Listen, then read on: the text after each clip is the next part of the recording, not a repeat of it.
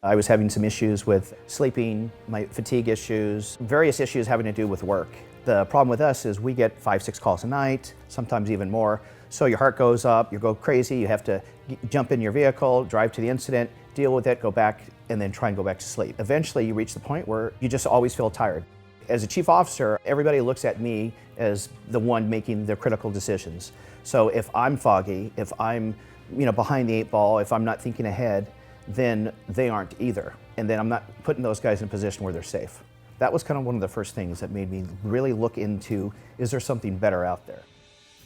My sleep is the biggest thing. I actually woke up refreshed. And I think that is like one of the big indicators for PTSD is the need for sleep. And it helps regulate that. It helps get you into that deep REM so that you can recover.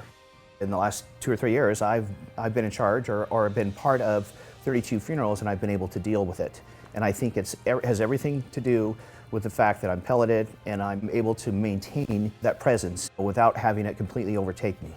It's amazing. The energy you feel, the things you can do when you're on it, and the things you can't do when you're off it, it's just night and day. The place I go, I would say about 80% of the male clients are firefighters. So they've actually identified the importance of hormone replacement therapy, and they see it daily and how it affects their job and how it makes them perform their job that much better.